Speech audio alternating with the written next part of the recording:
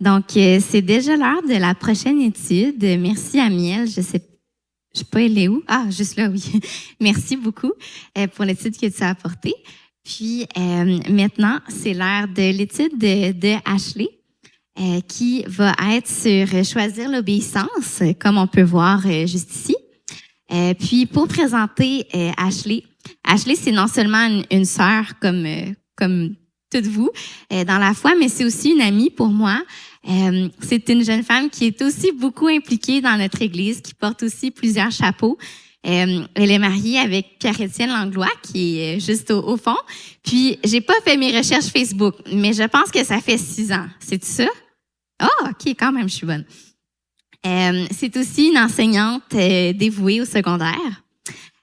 Puis, un peu plus sur Ashley, c'est une personne qui est très simple, qui est agréable à côtoyer.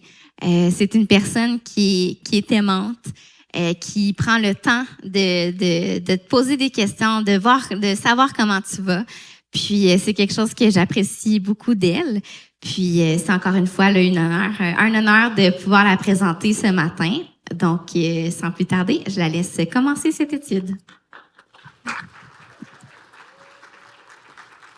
Merci. Mon doux, quelle belle présentation. Merci beaucoup. Moi, j'ai décidé d'être confortable avec vous ce matin. Fait que bienvenue dans mon salon. Je vais prendre le temps de m'installer. Je vais même enlever mes souliers. Je fais ça relax. Alors, bon matin à toutes. C'est vraiment un honneur pour moi d'être avec vous ce matin. J'aimerais ça qu'on prenne le temps de remercier Lynn et Suzanne pour la belle initiative de samedi de Marche dans ses traces. Merci beaucoup.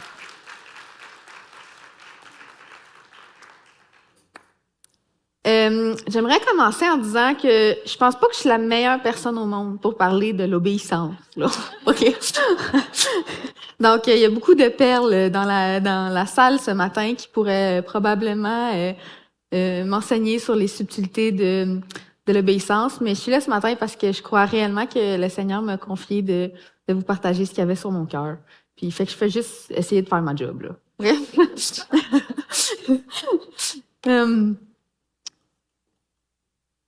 J'essaie de me retrouver dans mes notes un petit peu. Ouais. Fait que c'est ça. Je me prête à l'exercice ce matin, surtout pour me prêcher à moi-même. Puis si l'Éternel peut toucher vos cœurs en même temps, ben tant mieux. C'est ça que je me dis. C'est mon but ce matin. Je vais commencer en priant. Merci Seigneur pour cette nouvelle journée que tu nous donnes, pour le souffle de vie que tu mets en nous à chaque seconde. Merci pour ces femmes qui sont là ce matin, qui se sont déplacées. Je te prie de nous donner un cœur ouvert et attentif à toi, que tu puisses le toucher, c'est ça, que tu puisses nous entourer de tes bras d'amour, puis qu'on puisse se rapprocher de toi un peu plus ce matin. Dans le précieux nom de Jésus. Amen. Alors, je sais pas pour vous, mais des fois, je dirais que c'est facile d'être obéissante. Hein? Moi, j'ai eu vraiment le privilège de grandir dans un foyer chrétien. Donc, mes parents m'ont enseigné très tôt que ça valait la peine d'être obéissante. Il y avait une différence entre le bien et le mal, puis c'est toujours mieux de choisir de faire le bien. C'est comme ça que j'ai réussi à grandir dans cet environnement-là en devenant une personne qui est honnête, qui est vulnérable. Pour ceux qui me connaissent, je broille tout le temps. Ça me dérange pas de pleurer devant les autres. Peut-être que je vais pleurer même ce matin, mais je suis sûre que vous allez m'aimer quand même. OK? Mais c'est aussi dans cet environnement-là que j'ai réalisé que ça valait la peine de faire des efforts pour développer la douceur, la patience, la compassion.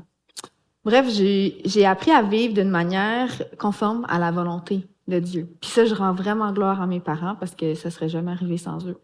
Je suis sûre que dans votre vie aussi, il y a des moments où c'est facile d'être obéissante. Des moments où votre foi, elle est forte, elle est pleine de vie. Puis Dieu te convainc que peut-être que ça vaut la peine de délaisser cette certaine habitude-là qui te sert plus vraiment. Ou peut-être quand vous vous êtes converti, souvent on a comme un zèle là, qui nous habite, puis on est prêt à à appliquer des gros changements dans nos vies rapidement, avec audace, parce qu'on veut que notre vie soit en règle avec Dieu. Mais je pense pas que c'est tout le temps le cas. Hein. Des fois, c'est vraiment plus difficile d'être obéissant. On sait que le Seigneur met quelque chose de précis sur notre cœur, mais on choisit de l'ignorer. Il y a différentes raisons pour ça. Hein? Moi, ce que j'ai vécu, c'est j'avais peur du jugement des autres. Ben là, Seigneur, quand même, tu vas pas me demander de faire ça, de quoi je vais avoir l'air. Ça va être malaisant, là. Ou encore, peut-être que c'est inconfortable. Ça nous fait sortir de notre zone de confort. Oh, ça se peut que ça soit désagréable. Hein? Faudrait surtout pas que je sorte de ma routine, là. T'sais? C'est dans ces moments comme ça que je réalise que je me laisse vraiment emporter puis occuper par ma routine. Je deviens esclave de moi-même au final, sans même m'en rendre compte. Mais comment on fait pour se sortir de cette tendance-là? Comment on fait pour être obéissante même quand c'est difficile? Mais avant de répondre à cette question-là, on a besoin de savoir qu'est-ce que ça mange en hiver, l'obéissance. Ça ressemble à quoi dans la Bible en 2024, selon Dieu? Hein? Donc, moi aussi, je me suis fiée au dictionnaire Larousse. J'ai copié à miel pour ça. Donc, le dictionnaire Larousse nous dit que l'obéissance, c'est de se soumettre à la volonté d'un autre par l'exécution d'un acte. C'est une bonne définition, je trouve. Hein? On fait la vaisselle quand on était plus jeune parce que notre mère nous le demande. On fait la formation super utile sur la cybersécurité parce que ton boss te le demande depuis 2 semaines. Ou encore, on remplit, on envoie toutes sortes de paperasses au gouvernement pour s'assurer que toutes nos choses sont en ordre avec les instances gouvernementales. Hein. Dans le contexte de notre vie spirituelle, c'est un bon début de dire que l'obéissance, c'est de se soumettre à Dieu, en action. Mais est-ce que c'est vraiment assez? Est-ce que c'est suffisant? Il y a un côté très noir et blanc avec l'obéissance. Hein? La Bible nous dit, on peut pas servir 2 maîtres en même temps. Il faut en choisir un. Hein? Soit tu obéis, tu marches vers la justice, ou tu pêches et tu avances vers la mort. Il n'y a pas de demi-mesure. C'est extrêmement tranché. C'est même peut-être dur ou difficile à entendre pour toi ce matin. C'est comme, hi. Mais c'est ce que la Bible nous enseigne, que c'est une partie de l'obéissance, c'est ça. Hein? On dit que obéir, ça apporte la vie et le bien, la bénédiction. Ça élève le nombre de nos jours, ça nous permet de profiter de la terre promise, ça nous rend heureuses dans notre activité, ça nous rend prudentes et résilientes, comme une maison bâtie sur le roc qui résiste aux intempéries. À l'inverse, la désobéissance, ça va apporter la mort, le mal, la malédiction, ça va écourter nos vies, ça va limiter les bienfaits de la terre promise, amener le rejet de Dieu, ça va nous rendre hors de sens et affaiblis comme le fou qui a bâti sa maison sur le sable et dont la ruine a été grande. Hein, fait qu'il y a une grosse différence. Quand je regarde ce tableau-là, je me dis, ouais, ça peut être une bonne motivation d'être obéissant si je sais que je vais vivre des répercussions positives, en plus de m'éviter toutes les conséquences négatives qui vont m'amener de la souffrance puis du désastre. Mais est-ce que c'est vraiment pour cette raison-là que je veux devenir obéissant? Est-ce que c'est parce qu'on me fait agiter une carotte au bout du nez là, que tout d'un coup, je vais me mettre en marche puis je vais agir? C'est sûr que si tu me donnes une carotte, je vais la manger. Là, ça va me faire plaisir de vivre toutes ces belles bénédictions-là. Mais c'est pas à cause d'elles que je vais vraiment dévouer tout mon être puis tout mon cœur à Dieu. Tu sais, les bénédictions en soi, elles sont juste pas suffisantes, à mon avis du moins. Dans le livre de Deutéronome, Dieu présente des lois aux Israélites pour leur dire comment il veut que son peuple vive selon lui. Certains éléments dans ces versets-là définissent l'obéissance de manière vraiment plus concrète. On voit le côté, Dieu est vrai, Dieu est juste, il est droit. Fait que si je regarde mon tableau ici, on voit que l'obéissance, selon Deutéronome, c'est de le craindre, c'est d'observer ses commandements, c'est d'obéir à sa voix, c'est de le servir. Soit tu le fais ou soit tu le fais pas. C'est vraiment une question de prise en main, de discipline, de maîtrise de soi. C'est la capacité à se botter le derrière quand il le faut. Si on vient à l'exemple de la vaisselle, je suis certaine que c'est pas vrai que chacune de nous ait toujours fait la vaisselle avec la meilleure des attitudes. Oui. Des fois, on l'a fait pour s'en débarrasser plus qu'autre chose. Peut-être que ça t'est même arrivé de la faire en grognant un petit peu, puis en ayant des mauvaises pensées qui te tournent dans la tête puis dans le cœur. C'est sûr que l'idéal, c'est de nettoyer la vaisselle avec la bonne attitude. Mais je crois profondément qu'il y a quand même de la valeur à faire la vaisselle, même en chialant. Parce qu'au final, le résultat, c'est que tu as obéi à la demande de ta mère. Puis, la vaisselle est propre. C'est fait. On est en train de développer la bonne habitude de la prise en main. Je pense que c'est bien, puis c'est bon, parce qu'il y a certaines choses qui doivent absolument être accomplies. On n'a pas vraiment le choix. Tu sais, personnellement, faire les impôts, ça me tente jamais. Mais c'est ça qui est ça.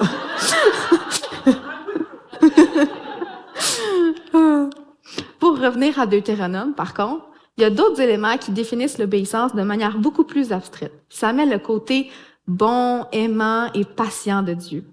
Personnellement, c'est le côté que j'oublie souvent, puis que je trouve qu'on a besoin de se rappeler. Je vais vous lire ces éléments-là. Donc, on dit que l'obéissance, c'est de se tourner vers lui, de s'attacher à lui, de marcher dans ses voies, d'aimer l'Éternel. Oh, tout d'un coup, c'est plus doux, d'être obéissante. C'est là que je me rends compte que l'obéissance, c'est aussi le résultat de ma relation avec Dieu, de ma dépendance envers lui. Ça découle du fait que je l'aime, que je dépends de lui, que je veux lui faire plaisir, puis je veux qu'on se délecte l'un de l'autre. Autant lui me fait plaisir que moi, je lui fais plaisir. Tu sais? L'obéissance, c'est aussi une déclaration publique que Dieu est mon maître, puis qu'il prend soin de moi. Puis je crois profondément qu'il n'y a pas personne de meilleur dans l'univers entier pour prendre soin de moi que lui. Tu sais? C'est une manière dont j'exprime ma foi, l'obéissance aussi. À l'inverse, si je désobéis, je démontre aux autres que Dieu n'est pas vraiment mon maître. Tu sais? Que je crois profondément que les idoles de mon cœur vont m'apporter plus que Dieu. Je pense à Ashley, adolescente, qui trouvait facile de courir après les garçons parce que, oh mon Dieu, que c'était le fun de se sentir aimé de cette manière-là. Mais pour moi, ces amours immatures-là valaient plus que l'amour de Dieu parce qu'à cause de comment ça me faisait sentir sur le moment. Puis ça aurait été facile de dire à cette Ashley-là, il faut que tu obéisses, arrête de parler aux petits gars, tu sais. Mais ça n'aurait pas été un conseil suffisant parce que ça ne règle pas la racine de mon cœur. La réalité, c'est que j'avais besoin de m'approcher de Jésus pour découvrir à quel point son amour il est plus précieux que n'importe quel autre. Tu sais? C'est ça qui fait qu'on veut se vouer complètement à lui. Puis je vais vous lire un verset de comment Josué parle de l'obéissance, puis je trouve ça tellement inspirant. Dans Josué 22:5, ça dit « Aimez l'Éternel, votre Dieu, marchez dans toutes ses voies, gardez ses commandements. Attachez-vous à lui et servez-le de tout votre cœur et de toute votre âme. » Fait qu'on voit qu'il y a vraiment deux facettes de l'obéissance. Puis il y a un équilibre entre ces deux facettes-là. Elle est pratique, mais elle est aussi relationnelle. C'est sûr que notre modèle parfait de l'obéissance, c'est Jésus.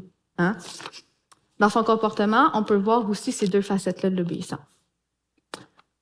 Bien qu'à cause de son identité divine, c'est sûr que Jésus était tellement connecté avec Dieu qu'il connaissait parfaitement, il connaissait son plan parfaitement. Mais il y avait aussi une partie de sa nature qui était humaine, puis que ça veut dire qu'il devait faire le choix de le suivre, ce plan-là.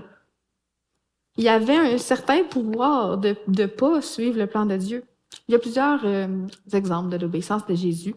Celui que j'utilise ce matin, c'est dans Jean 7, 1-4, où Jésus explique à ses frères qu'il ne peut pas retourner en Judée avec vous. Fait que je l'ai avec nous ce matin, je vais vous le lire. Alors, après cela, Jésus continua de parcourir la Galilée. Il ne voulait pas séjourner en Judée, car les Juifs cherchaient à le faire mourir. Or, la fête juive des Tentes était proche. Ses frères lui dirent, « Pars d'ici et va en Judée, afin que tes disciples voient aussi ce que tu fais. Personne n'agit en secret s'il cherche à être connu. Puisque tu fais ce genre de choses, montre-toi au monde. » Donc, ici, Jésus, il reçoit une proposition vraiment attirante de ses frères. Il te demande d'aller célébrer, c'est tout le temps le fun. D'aller rejoindre sa famille, c'est tout le temps le fun, c'est du bon temps. Puis, en plus, d'avoir une occasion pour gagner de la popularité auprès des Juifs. La réponse logique, ça serait oui. Après tout, ça lui donnerait un bel accès pour enseigner, puis atteindre le cœur des gens, sauver des âmes potentiellement. Mais Jésus leur dit non. Il dit à ses frères, partez sans moi. Mais pourquoi il leur dit ça, coudonc? Non, même bizarre. Mais ça, moi aussi, je vais aller fêter. Parce que à ce moment-là, il sait que dans le fond, ça fait 2 ans et demi qu'il fait son ministère, puis il sait qu'il reste 6 mois avant que son ministère prenne fin. Puis il sait que s'il va en Judée, ben les Juifs, ils vont probablement le tuer. Fait qu'il précipiterait sa mort s'il y allait tout de suite. OK? Fait qu'il choisit consciemment de suivre le plan de Dieu. Son temps n'était pas encore venu, puis il préfère obéir à son père, puis suivre l'agenda de son père, plutôt que ses désirs à lui. Mon exemple préféré, par contre, de l'obéissance de Jésus, c'est dans Luc 22, 39 à 44. Ça prend place après le dernier repas qu'il partage avec ses disciples. Puis, avant sa mort, dans le fond, il va avec eux dans le jardin de Gethsémane. On lit. Il sortit et se rendit comme d'habitude au mont des Oliviers. Ses disciples le suivirent. Je sais plus, je suis rendue où. Ah oui. Lorsqu'il fut arrivé à cet endroit, il leur dit, priez pour ne pas céder à la tentation. Puis, il s'éloigna d'eux à la distance d'environ 1 jet de pierre, se mit à genoux et pria, en disant, Père, si tu voulais éloigner de moi cette coupe. Toutefois, que ce ne soit pas ma volonté qui se fasse, mais la tienne. Alors, un ange lui apparut du ciel pour le fortifier. Saisi d'angoisse, Jésus priait avec plus d'insistance et sa sueur devint comme des caillots de sang qui tombaient par terre. Mon Dieu que ça me fait du bien de lire au verset 42 que Jésus dit « Père, si tu voulais éloigner de moi cette coupe. » Il voulait pas y aller, ça ne tentait pas pantoute. Il savait qu'il devait mourir bientôt, mais s'il pouvait l'éviter, il aurait aimé ça l'éviter. Fait que si à ce moment-là, c'est difficile pour Jésus d'être obéissant, à combien plus forte raison, pour nous aussi, ça peut être difficile d'être obéissante. Tu as le droit de trouver ça difficile. Malgré tout, par contre, la réaction de Jésus, ça va être de prier. Ça va être de connecter avec son Père. Il prend le temps de s'arrêter. Mais il sait là, que son arrêt est imminent. Là. Il y a des gardes qui vont arrêter pour venir le chercher. Mais il choisit quand même de vivre un moment d'extrême intimité il y a quand même un moment d'extrême intimité entre Jésus et son Père.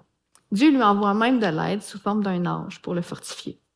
Par contre, ça marche pas. Même avec l'ange pour le fortifier, la condition de Jésus s'empire. Il est saisi d'angoisse à un tel point que sa sueur devient comme des caillots de sang. Qu'est-ce qu'il fait à ce moment-là?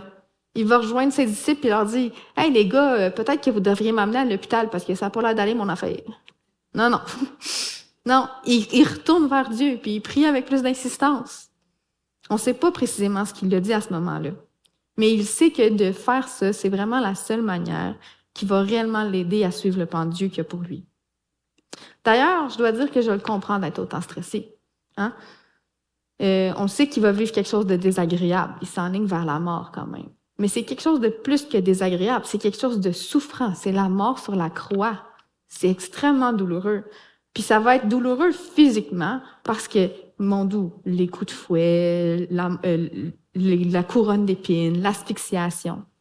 Mais ça va être aussi souffrant sur le côté émotionnel.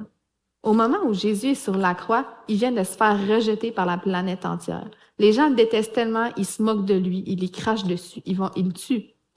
Donc, il s'est fait rejeter par tous.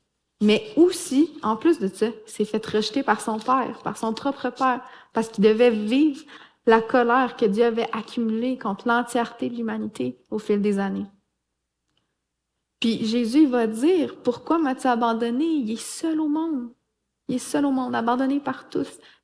Quand tu te sens seul, là, tu peux penser à Jésus parce qu'il n'y a personne qui a vécu plus de solitude que Jésus lui-même sur la croix. Là. C'est incroyable, cette solitude-là. Puis ça lui fait mal. Ça lui fait mal. Je pense vraiment qu'on devrait prendre exemple sur Jésus. Quand c'était difficile pour lui d'être obéissant, il est allé se battre dans la prière. Il a plaidé. Il a peut-être même chialé, pleuré ou tenté de négocier avec son père. Mais il s'est confié en lui. Même si tu es fâché contre Dieu à cause de ce qu'il te demande de faire, tu es plus proche de lui quand tu lui cries après que quand tu essaies de le résister puis de ne pas lui communiquer du tout. Vaut vraiment mieux que tu dises des choses laides à Dieu, que tu essaies de vivre, puis d'ignorer, puis de vivre ta vie sans lui, parce que ça veut dire que tu laisses la place aux idoles dans ton cœur. C'est en lui offrant justement ton cœur qu'il va pouvoir le transformer, comme il a fortifié Jésus avec l'ange. C'est dans l'intimité avec Dieu et notre dépendance en lui qu'on va pouvoir être victorieuse dans nos choix. C'est ce qu'il te demande. Il te demande juste de te tourner vers lui, de t'attacher à lui, puis de l'aimer. Dieu, il se fait déjà obéir par les anges, qui sont des êtres puissants et glorieux. Il se fait déjà obéir par des esprits impurs, par la mer, les vents, toute la création se plie à lui. Mais à toi, il donne le choix. Il donne le choix parce qu'il t'aime, puis il veut que tu l'aimes en retour par l'obéissance. J'aimerais terminer sur les paroles que Jésus prononce dans Luc 8, 28. Il dit, « Celui qui m'a envoyé est avec moi. Il ne m'a pas laissé seul, parce que je fais toujours ce qui lui est agréable. » Mais en tant que fille du Dieu vivant, tu peux reprendre les paroles de Jésus, puis tu peux dire exactement la même chose. Tu peux dire, Dieu est avec moi, parce que je fais ce qui lui est agréable. Puis ça, c'est grâce à Jésus. C'est sûr qu'on ne fait pas toujours ce qui lui est agréable. On n'est pas autant parfaite que lui. Mais il a rétabli notre relation avec nous, avec Dieu, en mourant sur la croix pour nous. Lui, il a tout accompli. Lui, il a tout le temps eu une obéissance parfaite. Puis c'est cette obéissance parfaite-là que Dieu voit quand il te regarde. Il voit celle de Jésus. T'as plus besoin de rien accomplir. Ta désobéissance ou ta résistance, passée, présente et future, a été pardonnée quand tu es en Jésus. Finalement, c'est quand c'est difficile d'obéir que je reconnais que dans le fond, c'est une occasion pour moi de me rapprocher de lui. Parce que c'est la seule façon dont je pourrais véritablement choisir l'obéissance avec un cœur joyeux. Finalement, je vais vous dire merci pour votre temps et pour votre écoute. Puis je vous laisse sur des questions de discussion qui vont apparaître certainement sur votre table. Merci!